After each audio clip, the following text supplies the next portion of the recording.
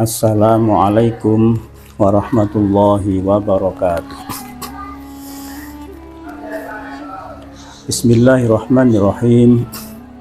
Alhamdulillahil qail fi kitabil karim. A'udzu billahi minasyaitonir rajim. Bismillahirrahmanirrahim. Ya ayyuhalladzina amanu kutiba alaikumus syiyam kama kutiba alal ladzina min qablikum la'allakum tattaqun. Kaum muslimin, muslimat, pemirsa Kultum Ramadan 1445 Hijriah yang dirahmati Allah Subhanahu wa taala. Alhamdulillah kita bisa ditakdirkan oleh Allah Subhanahu wa taala bisa bertemu di bulan yang mulia, yaitu bulan Ramadan. Yang mana di bulan ini ada suatu ibadah yang diwajibkan oleh Allah Subhanahu wa taala bagi semua kaum muslimin yang beriman, yaitu ibadah as-syiyam atau berpuasa. Namun tentunya kita juga harus bisa memahami sejarah asal mula puasa itu sendiri diperintahkan oleh Allah Subhanahu wa taala kepada hambanya. Dalam hal ini pertama diperintahkan kepada Nabiullah Adam alaihissalam. Puasa diperintahkan oleh Allah karena sebab di mana Allah menciptakan akal dan nafsu,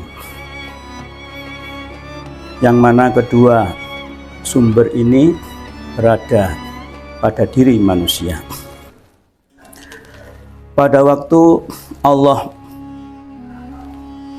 menciptakan akal lalu ditanya oleh Allah Subhanahu wa taala, ya aklu akbil fa'akbala. Akal diperintahkan oleh Allah agar menghadap, lalu dengan taat akal ini menghadap. Kemudian Allah memerintahkan akal agar ya aklu adbir fa'adbar. Wahai akal, membelakanglah. Lalu akal pun dengan taat membelakang. Kemudian Allah berfirman kepada akal, ya aklu, ma khalaqtu khalqan a'azzu minka. Hai akal, tidak pernah aku menciptakan makhluk yang lebih mulia daripada engkau. Selanjutnya Allah Subhanahu wa taala menciptakan nafsu. Lalu Allah berfirman kepadanya, akbil fa'adbar. Nafsu diperintah oleh Allah menghadap, tetapi nafsu tidak menuruti, malah membelakangi. Kemudian Allah berfirman kepada nafsu, sebagaimana akal sebelumnya ditanya oleh Allah, ya aklu man ana wa anta. Wahai akal, siapa kamu dan siapa saya? Lalu akal menjawab, engkau adalah Tuhanku dan aku adalah hambamu yang lemah.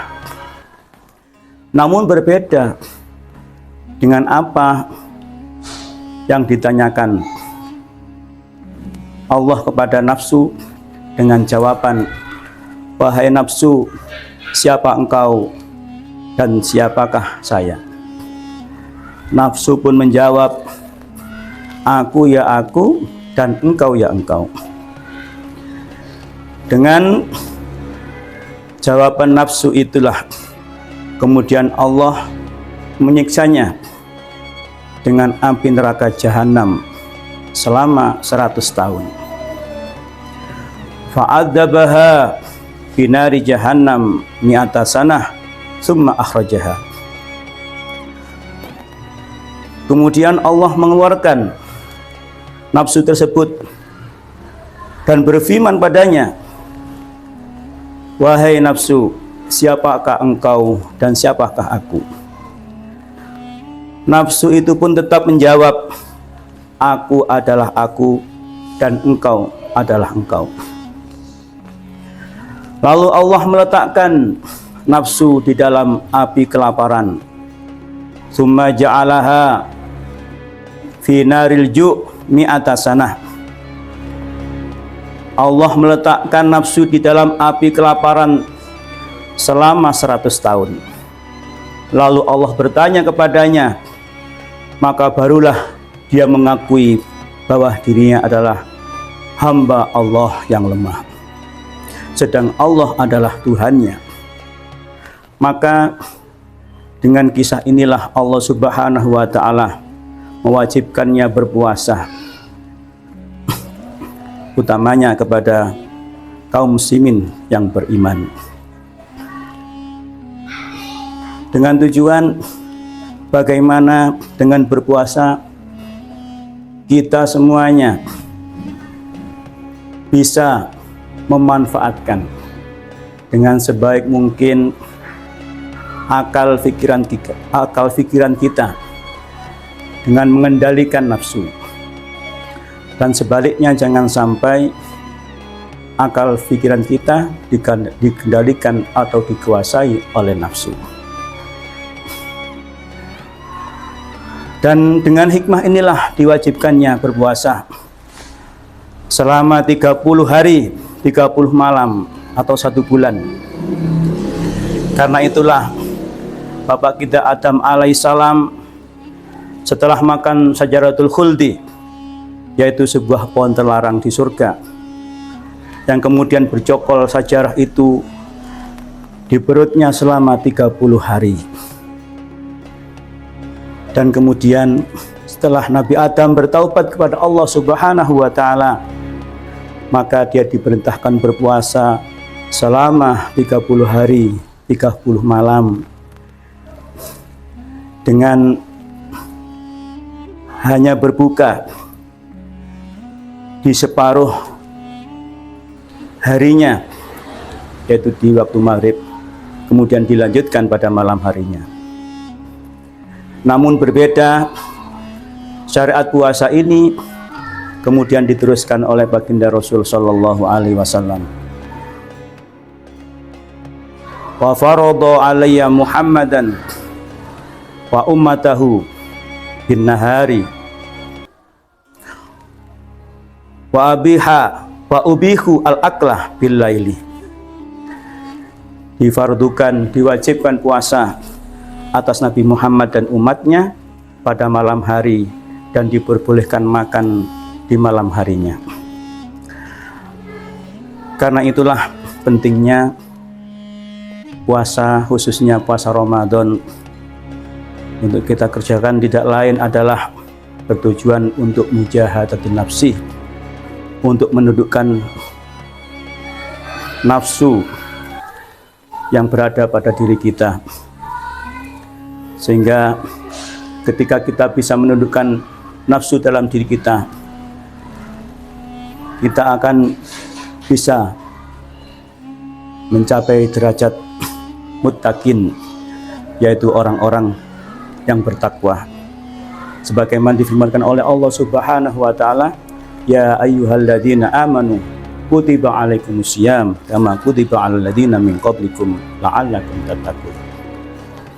Demikian kiranya yang kami sampaikan, semoga ada guna dan manfaatnya. Ihdinas siratal mustaqim, wallahul muwaffiq ila aqwamit thoriq. Wassalamualaikum warahmatullahi wabarakatuh.